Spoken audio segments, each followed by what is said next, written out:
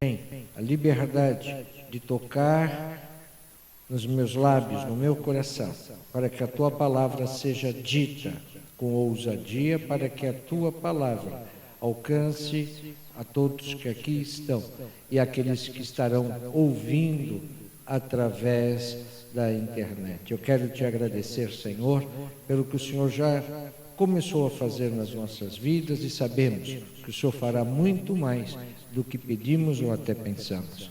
Plena liberdade tem, Espírito Santo querido, no nosso meio. E já sabemos que o Senhor começou a operar nas nossas vidas quando nós saímos de nossas casas para virmos à tua casa. Portanto, Senhor, eis-nos aqui. Nós te agradecemos. Oramos no nome de Jesus Cristo. Amém. Cumprimente quem está do seu lado e podeis assentar.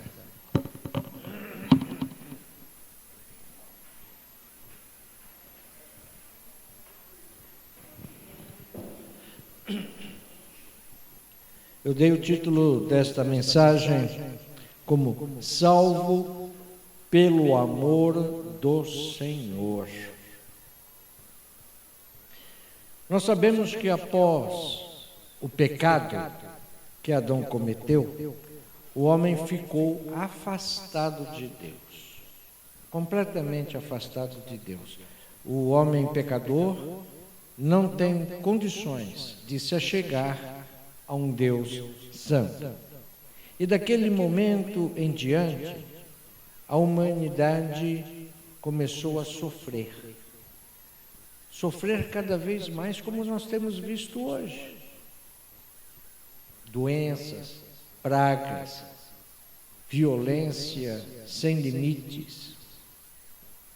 É o que a sociedade tem, é que as pessoas têm, quando não se tem Deus.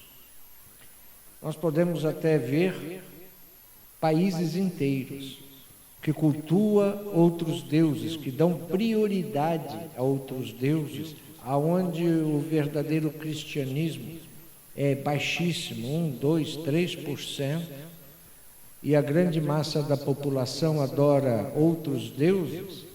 Nós vemos que aquele país ou aqueles países são paupérrimos, são países onde existem muitos desastres naturais, aonde há pragas, doenças, aonde há guerras.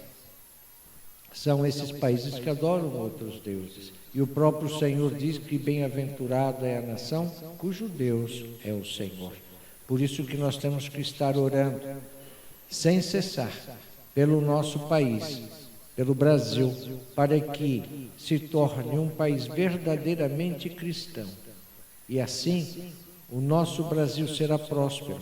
E nós, filhos de Deus, seremos prósperos também com Ele. Teremos paz, teremos vida para nós e para a nossa descendência. Mas o Senhor, mesmo vendo que a humanidade ficou completamente afastada dele, Deus é um Deus todo-poderoso que ama a sua criação. E nós podemos ver isso no Evangelho de João. Vamos abrir, por favor, no Evangelho de João, capítulo 3.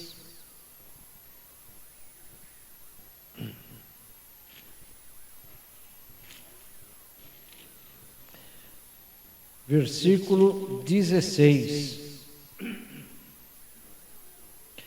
Porque Deus tanto amou o mundo, que deu o seu Filho unigênito, para que todo que nele crê não pereça, mas tenha vida eterna.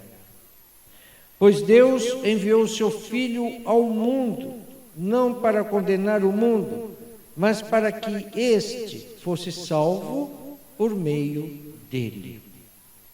Então nós observamos nessa passagem que o amor de Deus ele é tão grande que mesmo o homem afastado de Deus, mesmo o homem quebrando muitas alianças, mesmo o homem querendo ficar sem Senhor Deus aqui nesta terra, mesmo assim, Ele nos amou de tal maneira que Ele deu o seu único Filho, Jesus Cristo.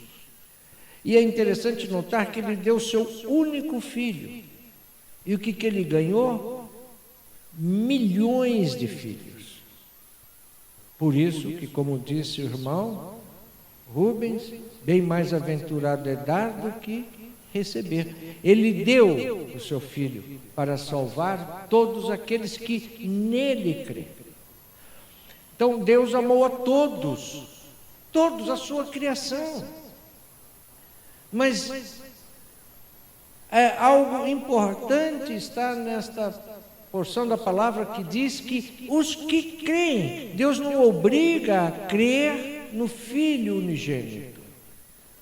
Ele deu. E nós sabemos, e como está escrito, os da própria casa, da sua nação, não o quiseram. Todos os que creem serão salvos.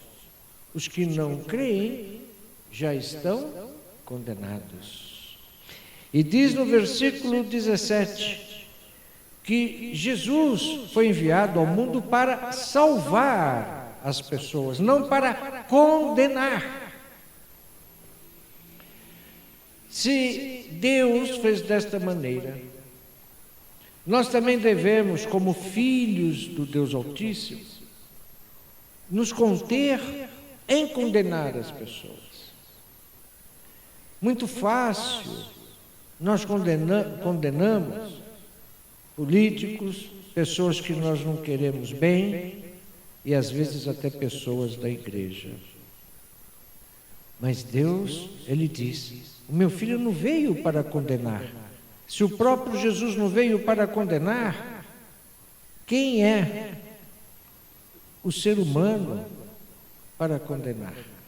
Ele veio para salvar. E aonde que nós temos que pegar esta linha e fazer isto também? Não condenar o ladrão, não condenar o viciado, não condenar o adúltero ou adúltera, não condenar aqueles que estão em outras religiões, mas fazer como o Senhor Jesus Cristo fez, para salvar. Nós não vamos salvar, mas nós levamos a salvação. Isto é que Deus espera de nós, os seus filhos. E por intermédio de Jesus Cristo, nós fomos salvos. A salvação chegou até nós. Porque nós também, cada um de nós aqui, estávamos perdidos. Mesmo aquele que nasceu em berço evangélico estava condenado, estava perdido. Mas, pastor, aquele que nasceu em berço evangélico, sim. Quando uma pessoa tem um filho, a palavra declara que aquele filho já é bendito e que o Senhor faz misericórdia até 1000 gerações. Claro que o Senhor já designou uma vitória para aquele filho nosso. Mas o querer é daquele filho. Deus não obriga nada, ninguém a fazer o que está escrito. É papel do pai e da mãe levar a mensagem do Evangelho aos filhos. É obrigação dos pais. E então vai consagrar ao Senhor. Vai apresentar o filho ao Senhor. Declarando que já pela fé, aquela criança pertence ao Deus Altíssimo. E mesmo assim cobri-la com oração, porque o inimigo anda ao nosso derredor. Não pense, porque é criança. Na outra cidade lá de Jacareí, eu falei para uma pessoa que tinha se tornado avó. A filha dela uniu-se com uma pessoa de má índole. Aquela pessoa era uma pessoa que roubava, era uma pessoa que era muito viciada, vivia com gangues, e não sei se houve coisas piores. Mas essa menina se envolveu com esse rapaz e foi mãe de um filho dele. E aí, aquela festa, aquela criança muito bonita, realmente era. E começou então os agrados à criança. E eu disse às pessoas: cubra ela com oração, consagre essa criança, ore sem cessar, porque ela vem de uma maldição hereditária, porque não era só o pai, mas toda a família era perdida num mundo marginal.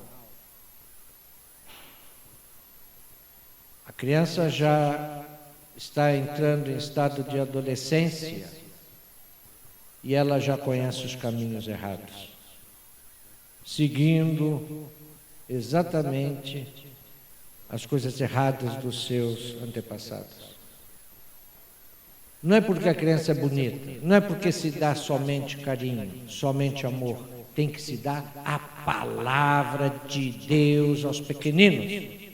Orar, inculcar. O mundo está aí para tragar.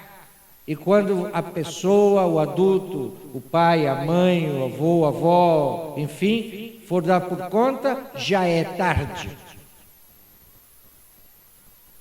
Nós não podemos vacilar.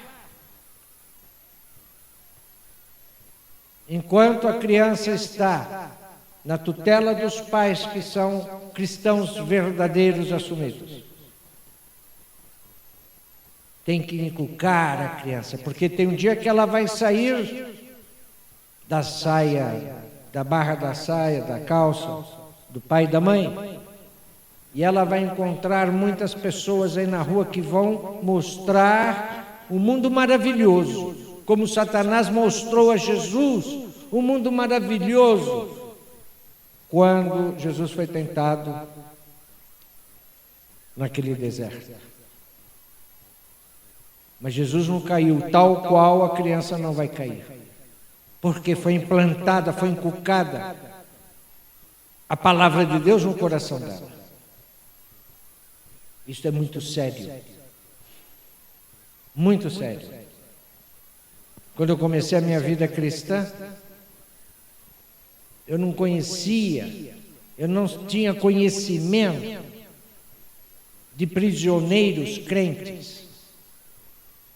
Os que eram crentes eram que se aceitaram Jesus, aceitaram a salvação na cadeia. Hoje, muitos que estão no cárceres vieram de igrejas evangélicas. Por quê? Porque o mundo está aí para tragar essas pessoas.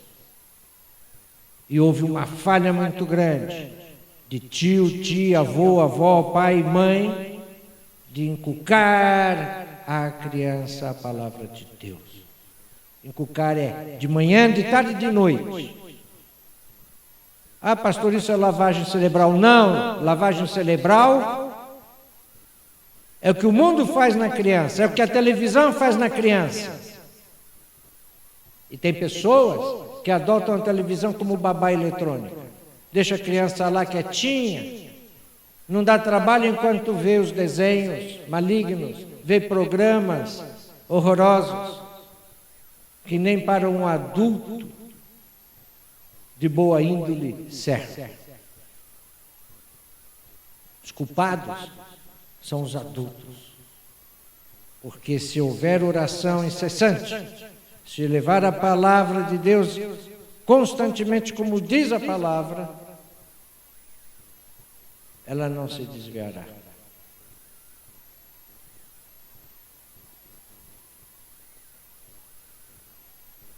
Agora nós somos filhos de Deus.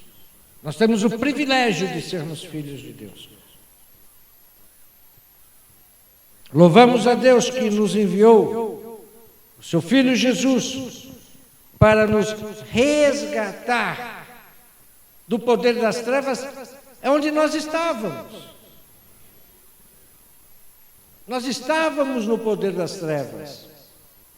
Abra, por favor. Não precisa abrir porque eu já escrevi aqui, eu vou ler. Assim ganhamos um pouco mais de tempo. Está escrito, se você está anotando, você vê depois. Colossenses 1,13, que declara que Deus nos resgatou do domínio das trevas e nos transportou para o reino da luz do seu Filho Jesus Cristo, do seu Filho amado, em que temos a redenção, a saber, o perdão. Então, quando Deus nos resgatou do domínio das trevas, o Senhor nos tirou daquele lugar, nós temos que permanecer firmes e não querer voltar para aquele lugar. Tão triste é saber que uma pessoa que frequentou uma igreja verdadeira cristã voltou para o mundo. Quão triste é, quão triste deve ficar o Senhor Deus, que Deus vai ter que sacrificar de novo o seu filho por aquela pessoa. Se o Senhor Deus nos tirou de lá, por que voltar para lá? É como um porco. Você tira do lamaçal, lava, perfuma, solta o porco, ele volta para o lamaçal. Tem crente que é tirado do lamaçal do pecado, mas amou mais as coisas do mundo do que a Deus e voltou para o lamaçal.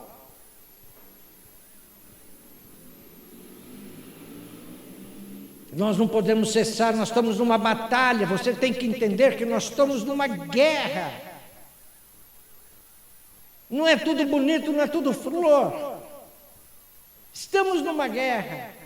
O mundo está debaixo do maligno. O mundo está em trevas. Aquele que se conformar vai ser engolido pelas trevas. Nós temos o privilégio de sermos escolhidos, de estarmos na casa de Deus, de termos os irmãos que estão intercedendo por nós. Temos o privilégio de termos o Espírito de Jesus Cristo nos nossos corações.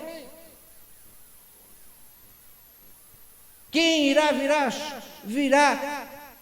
vai virar as costas para o Deus Altíssimo. Os privilégios que o mundo dá é muito.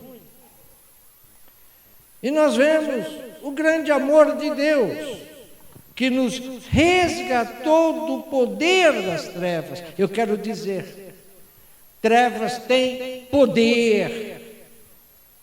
Satanás tem poder. Nós, sem Deus, Ele faz de nós pó. Ele esmaga um ser humano. Eles têm poderes. Nós só podemos dizer que estamos e estaremos de pé, porque temos o Espírito Santo de Deus em nós. Davi reconheceu isso. Ele pecou.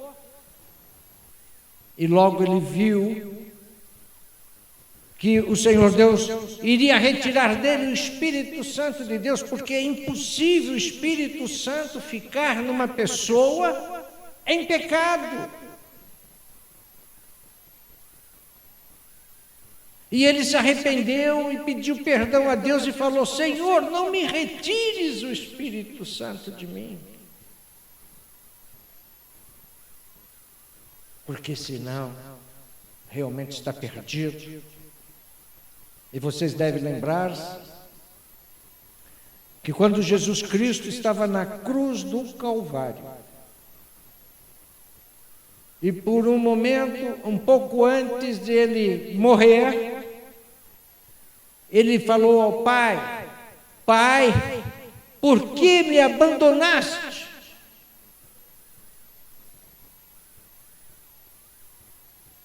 Porque naquele momento, o Espírito Santo de Deus que estava em Jesus, que estava operando em Jesus, Jesus fazendo milagres que a Bíblia declara que não é possível colocar tudo aqui de tantos milagres. O que nós vemos Jesus operar é o mínimo dos mínimos do que ele fez nesta terra, no seu ministério terreno. Mas naquele momento, Deus teve que retirar o Espírito Santo de Jesus Cristo. Porque os demônios e Satanás estavam lá, ao redor daquela cruz, rodando em volta, pulando em volta da cruz, de alegria, sarcásticos, porque pegaram o próprio Filho de Deus. E com o Espírito Santo seria impossível, porque Jesus não tinha pecado. Então foi retirado o Espírito Santo de Jesus, e aí os demônios pegaram Jesus, levaram Jesus, a alma dele, levaram para o inferno. O espírito dele levaram para o inferno, fizeram o que quiseram com Jesus. E sabe por que ele passou tudo isso? Para que você e eu não passássemos na segunda morte, a morte eterna, aonde essas pessoas que amam mais o mundo, está reservado esse lugar para elas. Um lugar de dores, onde há ranger de dentes. Não vale a pena. E Deus, no seu imenso amor para com seu Filho, para com a humanidade, ele declara que agradou a Deus moer o seu Filho Jesus Cristo. Agradou a Deus, porque através de todo aquele sofrimento que Jesus passou, os que creem não precisariam mais passar por isso. É a nossa condição de hoje. Nós não precisamos passar por isso, mas a decisão é sua, não é de Deus. Você tem que decidir se fica com um pé na igreja, o outro no mundo. Vira as costas para o mundo, não para Deus.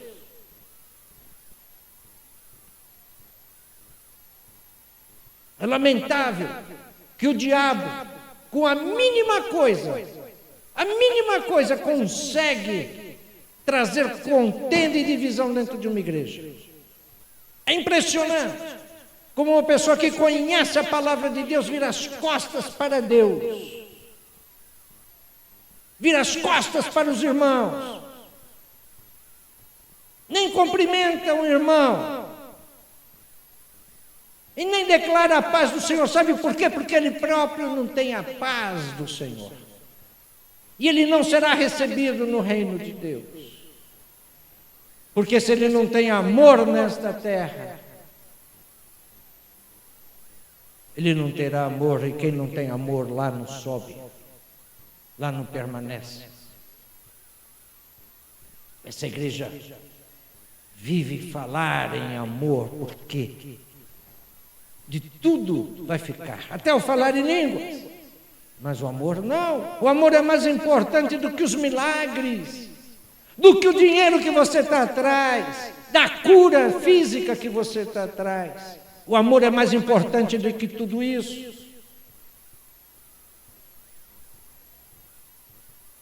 Enquanto tem igrejas que pregam o Deus mamão, o Deus do dinheiro, eles vão de mão dada para aquele reino o reino das trevas. Aliás, já estão nele.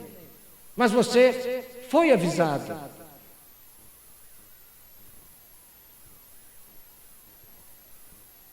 Depende de você. Ficar firme, alicerçar-se cada vez mais no Senhor, ser uma bênção e não uma maldição. Você decide ser uma bênção para a igreja, uma maldição, ou uma maldição para a sociedade. A sociedade está cheia de malditos, lotado, querendo a destruição, querendo o mal, servos, filhos, discípulos do diabo, que fazem muito bem o seu papel. E nós temos que fazer com esmero a obra de Deus. Eu já falei e vou repetir N vezes. O meu prazer é reunir-se com irmãos para traçar planos contra o inimigo. Estamos traçando. Não pense que estamos quietos, na mesmice, não. Porque o dia que vier para você, você vai ver o que acontece, o que vai ser feito. O que eu detesto é ter que se reunir com o irmão para chamar a atenção daquele irmão. Principalmente se é falta de amor. Perde tempo, o diabo está aplaudindo.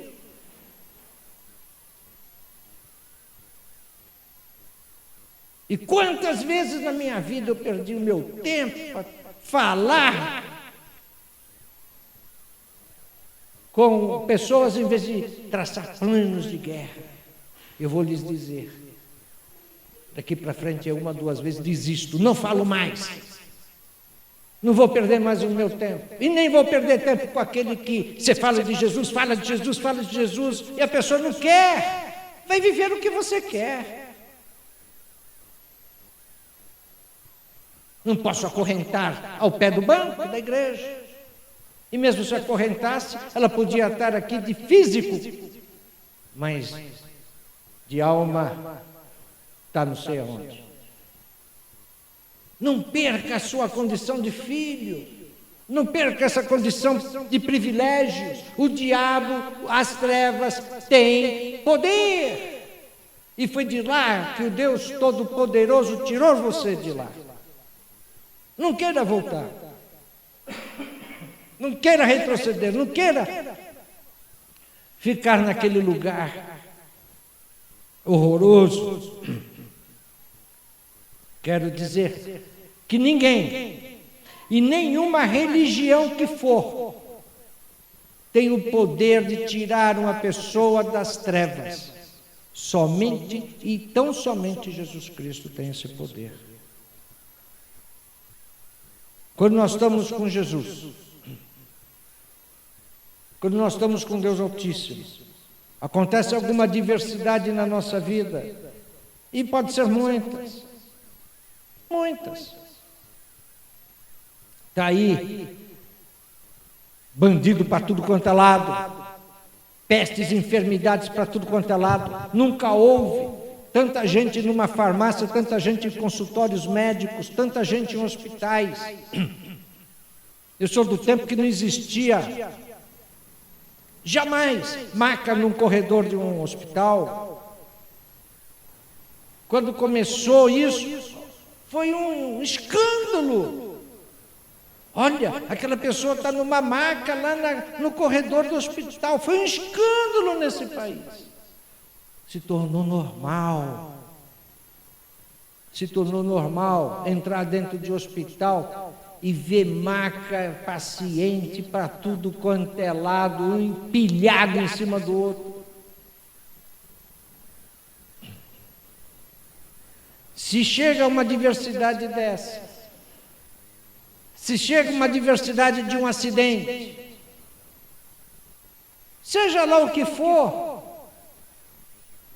se ela tiver com Deus, ela vai recorrer a Deus e Deus a livra.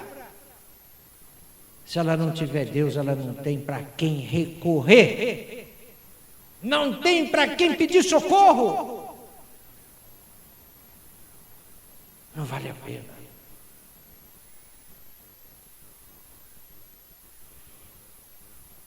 Agora preste atenção no que eu vou lhes dizer. Filhos de Deus, os que creem no nome de Jesus, sabe quem são? Não é você, não sou eu. Não é o japonês, não é o argentino, não é o português. Filhos de Deus, messiânicos, que creem no Messias Jesus Cristo, são os hebreus, os israelitas. Eles são filhos de Deus legítimos, não nós. Mas Deus amou o mundo de tal maneira que rasgou o véu, que acabou com isso e levou a salvação a todos os povos e chegou até nós. Nós somos filhos por adoção. Nós fomos adotados por Deus.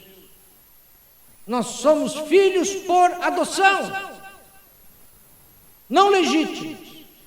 Deus nunca desistiu, nunca vai desistir de ser o Deus de Israel, de Abraão, Isaque e Jacó. Mas no seu imenso amor, Ele trouxe aqueles que não são hebreus, aqueles que não são israelitas, se tornarem hebreus. Espiritualmente, nós somos descendentes de Abraão. Só assim alcançamos a nossa salvação. Tem igrejas que mentem ao povo. Tem igrejas que mostram um Deus romano. O nosso Deus, Jesus Cristo, Ele é judeu. Maria é judia. Os patriarcas são judeus. As nações todas querem destruir Israel, até a data de hoje. Como quer destruir o verdadeiro cristão. Não só as pessoas, mas o próprio diabo. Por isso você tem que ficar firme. Deus, no seu grande amor, na sua grande misericórdia, nos alcançou, nos adotou. Como virar as costas daquele que nos adotou? Que nos dá o mesmo privilégio daqueles que são verdadeiros. Já não há mais distinção, diz a palavra, entre o hebreu e o não hebreu. Não tem mais distinção se estamos em Cristo Jesus. Como também não há mais distinção entre homem e mulher. Você sabe disso? Esse negócio de movimento feminista, elas são ignorantes no assunto, porque a Bíblia diz que não há mais diferença entre homem e mulher que estão em Cristo Jesus, como não há mais diferença entre o hebreu e o brasileiro, entre o hebreu e o japonês, não há mais diferença. Aqueles que estão em Cristo Jesus. Vamos abrir no livro de Gálatas, capítulo 4.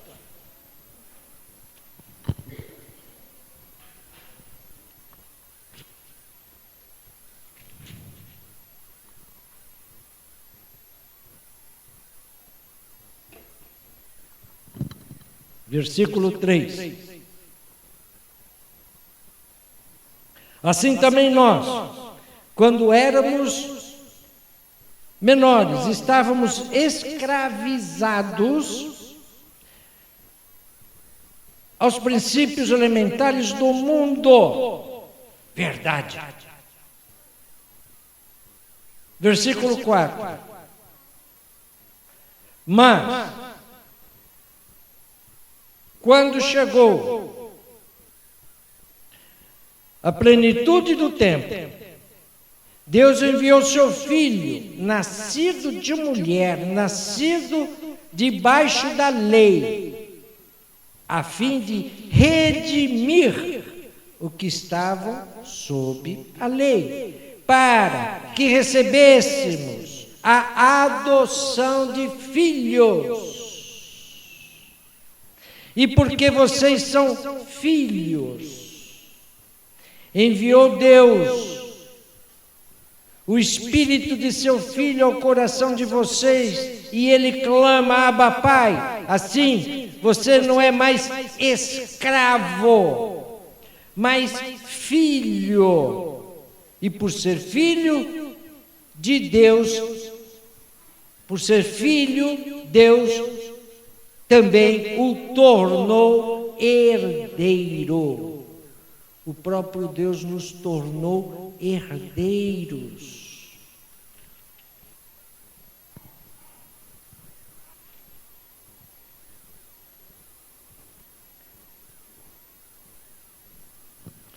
O sangue de Jesus nos libertou de tudo, da lei. Sabe o que é lei? A lei, quando você vai ler aqui, é lei com letra maiúscula. Não é lei dos homens com letra minúscula. É o que está aqui, ó, no Antigo Testamento. Porque para ser salvo tinha que cumprir 100% que estava no Antigo Testamento. É a lei de Deus. 100%. Não tem jeitinho brasileiro. É ou não é? Nós não estamos mais debaixo da lei.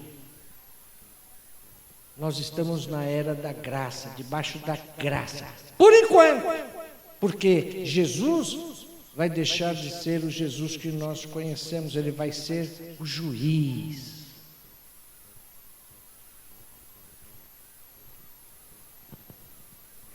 Com isso nós até podemos dizer, e é real, é verdadeiro, que todos irão diante de Jesus, todos.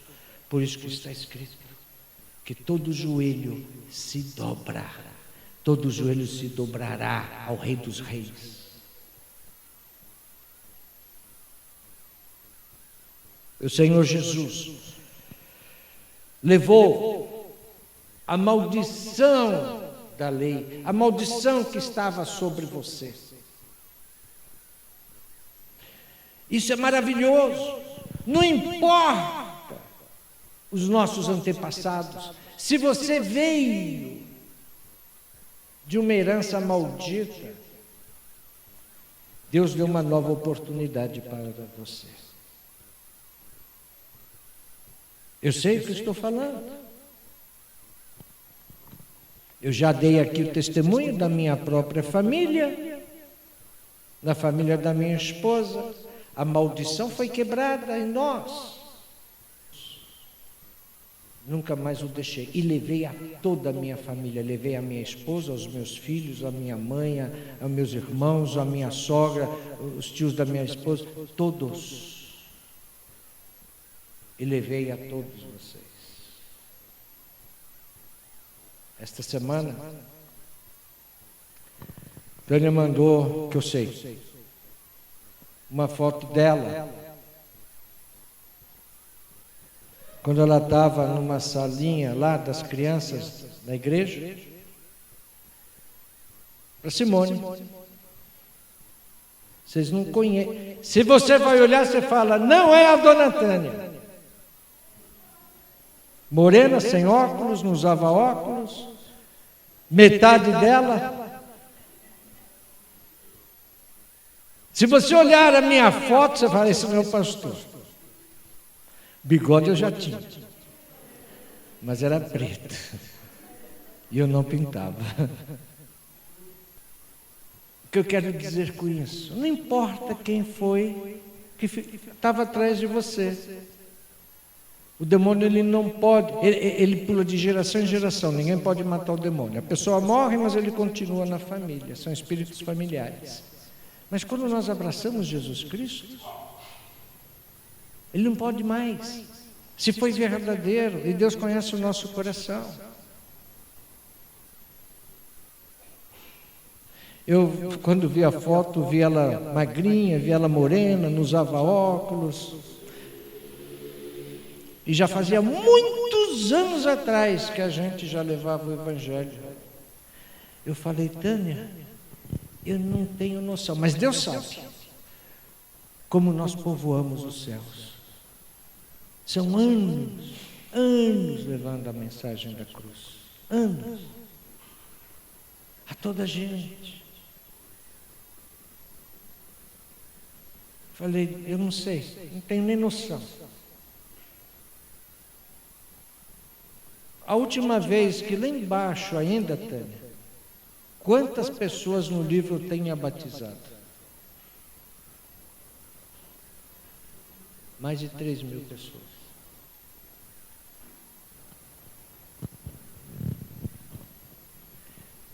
Eu fui de todo o litoral do Brasil. Eu era o bispo de uma denominação internacional. Vocês não têm noção, vocês não sabem da minha história. Todo o litoral do Brasil era meu, e eu ia de lugar em lugar. Levei às águas mais de 3.000 pessoas quando eu morava lá, registrado em livros. Porque eu posso te dizer que quando eu comecei a levar o Evangelho, muitos daqui não tinham nem nascido e querem ser. Mas Jesus levou nossas falhas, levou nossas fraquezas, levou nossas derrotas. Não importa quantas vezes você falhou na sua vida. Se você está com Jesus, você tem vitória. Amém? Agora, para a nossa completa alegria, o Senhor nos conduz a vitórias. Só não conquista a vitória quem não quer. Tem pessoas que falam, eu não sei orar. Poxa, em 89, eu nem me lembro mais. Está aí, quem tem pode ver. Eu fiz o livro Comunhão Diária com Deus. Não pode falar que não sabe orar. Eu fiz seminário nesta igreja de Jacareí, de 2, 3 dias, não me lembro mais, só sobre oração. Vou voltar a fazer. Só sobre oração. Todos os tipos de oração. Porque a oração muda uma situação. A comunhão com Deus depende da nossa oração, da nossa adoração, do conhecimento da palavra de Deus. Isso depende de você. Você pode ter vitórias. Esta é a vontade de Deus. Chega de derrotas. Nós vamos para o alto agora, em vitória. Deus não quer, e se depender de mim, você também não vai ter nenhuma espécie de derrota nesta terra. Você vai ter vitória, você vai subir, você vai sair dessa terra, mas você vai ter vitória no que você faz. Ninguém vai andar aqui em derrotas. Antes de nós subirmos, nós vamos conquistar as coisas que nós queremos. Nós somos reis e sacerdotes. Deus fez tudo para nós. E estamos mendigando. Quando se fala em dizimar, ofertar, nós não somos universal da vida que quer arrancar de você o seu dinheiro. Eles arrancam dinheiro. Nós queremos somar para vocês. Somar. É o que Deus declara na palavra dele. Ninguém negocia com Deus. Mas você, como diz a minha esposa, tem que falar isso para o povo. Quando você vier trazer o seu dízimo, traga sim na expectativa de receber muito mais. Nós cantamos agora. É tempo de restituição. 7 vezes mais que o diabo nos roubou. Você não deve implorar, você deve exigir que o diabo devolva 7 vezes mais do que ele roubou de você. Enquanto você ficar aceitando, você está na derrota. Voe alto, olha para cima.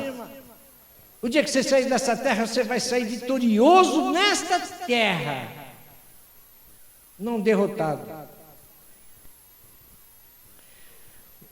O inimigo, o diabo anda ao nosso derredor, como um leão que ruge, querendo tragar o Filho de Deus.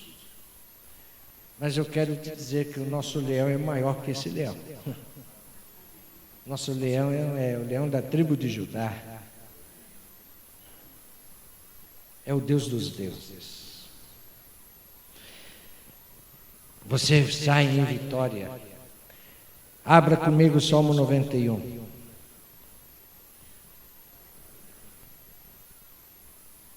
Abriram? Salmo 91 declara a tua vitória.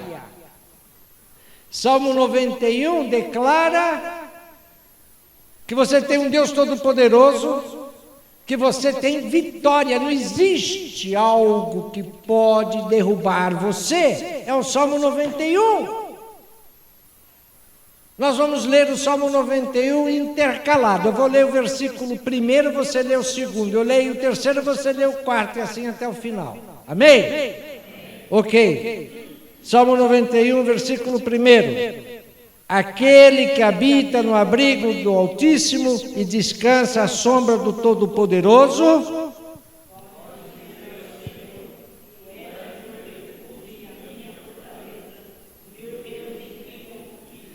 Ele o livrará do laço do caçador e do veneno mortal.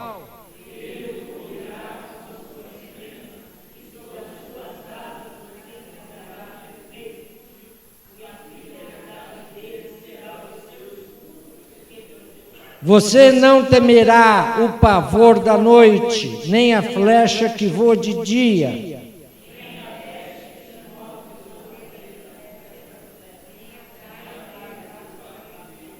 Mil poderão cair ao seu lado, 10.000 à sua direita, mas nada o atingirá.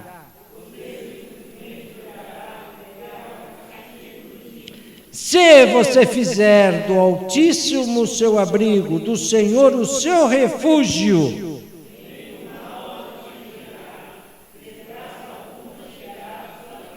porque a seus anjos Ele dará ordens a seu respeito, para que o protejam em todos os seus caminhos.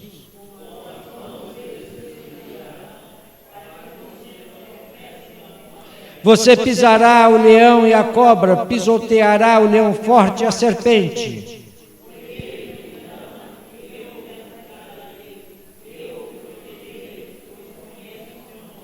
Ele clamará a mim, eu lhe darei resposta, e na adversidade estarei com ele. Vou livrá-lo e cobri-lo de honra. Amém? Veja. O Salmo 91, ele te coloca num lugar inatingível pelo inimigo. Quem é que você acha que vai poder habitar no lugar secreto do Altíssimo? Secreto de Deus. Deus só vai mostrar o caminho do lugar secreto aos seus filhos, não vai mostrar para o inimigo. Então ele te conduz para esse lugar. E aí você vê todas estas bênçãos. E tem uma parte que eu já ensinei, nós também passamos na maxicélula, que são nomes de demônios que tenta vir contra nós. O demônio do meio-dia, o demônio da meia-noite. Qualquer dia eu vou trazer isso para você entender. Muitos acidentes, e os piores, acontecem ao meio-dia. É porque é liberado o demônio do meio-dia, é liberado o demônio da meia-noite, como o Senhor Deus liberou a meia-noite, o demônio que sobrevoou o Egito. Nós não temos problema algum. 1.000 podem cair ao nosso lado, 10.000 à nossa direita, nós não seremos atingidos. E nós podemos levar isso para um âmbito diferente. O âmbito, por exemplo, de uma peste que todo dia anuncia uma peste diferente no mundo. É peste da vaca louca, peste do frango resfriado, porco louco, sei lá. É peste para tudo quanto é lado. Ué, 1000 pode ter peste do meu lado esquerdo, 10.000 do meu lado direito, eu não serei atingido. Vem crise, e daí que vem crise? 1000 pode não ter emprego do meu lado esquerdo, 10.000 do meu lado direito, eu vou ter sempre um emprego. Ah, eu tenho um negócio, 1000 pode não vender do meu lado esquerdo, 10.000 do meu lado direito, eu sempre vou vender. Aqui Deus, no Salmo 91, Ele... Mas sabe, para quem? Para os filhos. E você é filho. Amém? Então diga aí para o seu irmão, você e eu somos filhos de Deus. Então nós somos irmãos. Fala aí para ele. Amados, santificado seja o nosso Deus que nos separou para Ele. São poucos no mundo que têm esse privilégio. Você tem esse privilégio. Temos o privilégio de gozarmos nossa vida nesta terra e na eternidade com Ele. Eu anotei aqui e vou ler os principais tópicos do Salmo 91. Ele é a nossa justiça, Ele é que nos santifica, Ele é a nossa paz, Ele sempre está presente em todos os momentos da nossa vida, Ele nunca, jamais nos abandona, Ele cura as nossas doenças e enfermidades, Ele é o nosso provedor que nos sustenta. O inimigo pode vir contra nós, porém Ele terá que enfrentar Jeová de Sabaoth, Senhor dos exércitos. O Senhor é o nosso pastor. Salmo 23 declara: o Senhor é o meu pastor, de nada terei falta. Em verdes pastagens me faz repousar e me conduz a águas tranquilas. Restaura-me o vigor. Guia-me nas veredas da justiça por amor do seu nome. Mesmo quando eu andar por um vale de trevas e morte, não temerei perigo algum, pois tu estás comigo, a tua vara e o teu cajado me protegem. Preparas um banquete à vista dos meus inimigos, tu me honras, ungindo a minha cabeça com óleo e fazendo transbordar o meu cálice. Sei que a bondade e a fidelidade me acompanharão todos os dias da minha vida e habitarei na casa do Senhor para todo sempre. Amém. Privilégio. Nós temos esse privilégio como filhos de Deus. Vamos ficar de pé.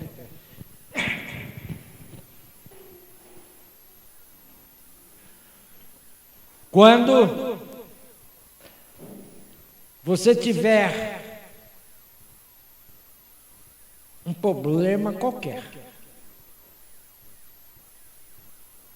uma situação ruim, uma circunstância desagradável, não fale para Deus o tamanho da sua dificuldade.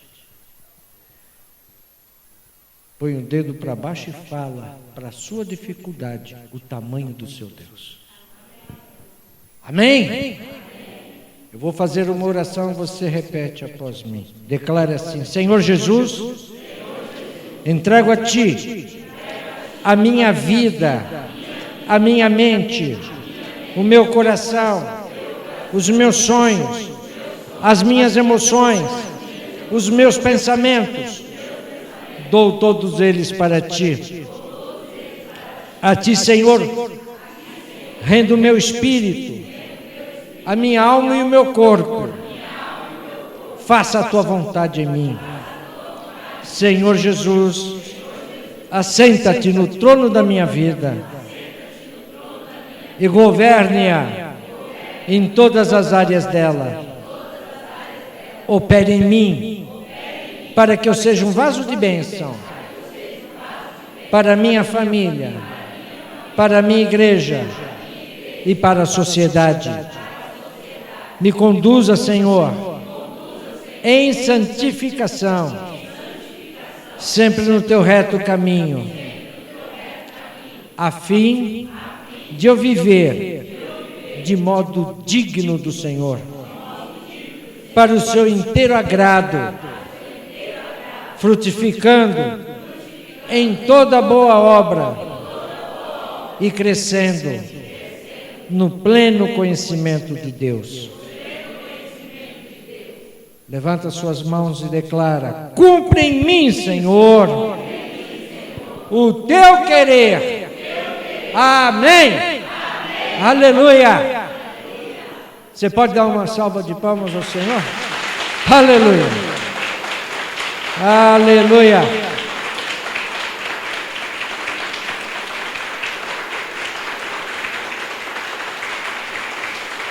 Glória a Deus.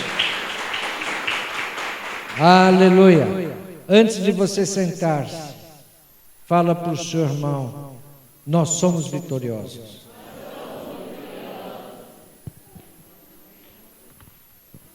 Irmãos, vamos iniciar a Santa Ceia.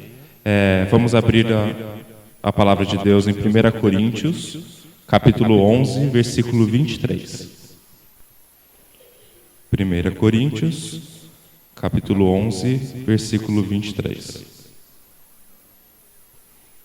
A palavra diz assim: pois recebi do Senhor o que também lhes entreguei, que o Senhor Jesus, na noite em que foi traído, tomou o pão e, tendo dado graças, partiu e disse: isto é o meu corpo, que é dado em favor de vocês. Façam isto em memória de mim. Da mesma forma, depois da ceia, ele tomou o cálice e disse: este cálice é a nova aliança no meu sangue. Façam isso sempre que beberem em memória de mim. Porque sempre que comerem deste pão e beberem deste cálice, vocês anunciam a morte do Senhor até que ele venha. Portanto, todo aquele que comer do pão ou beber do cálice do Senhor indignamente será culpado de pecar contra o corpo e o sangue do Senhor. Examine-se cada um a si mesmo, então coma do pão e beba do cálice. Pois quem come e bebe sem discernir o corpo do Senhor, come e bebe para sua própria condenação. Então, irmãos, o Senhor quer que todos participem da ceia do Senhor. Porém, Ele dá duas condições. Uma é sermos filhos de Deus. E a segunda é nos limpar para que a gente possa sentar-se à mesa junto a Ele. Então, todos vamos abaixar nossas cabeças e vamos pedir perdão dos nossos pecados para estarmos limpos na presença do Senhor.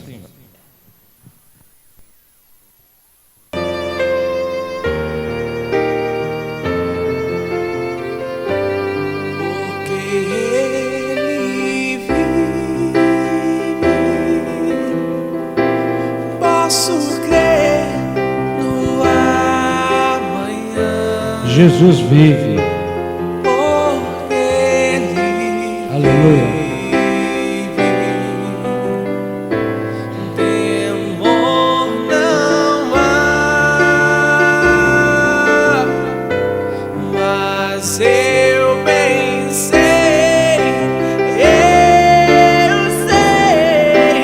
que a minha vida está nas mãos do meu Jesus, que vive. Aleluia.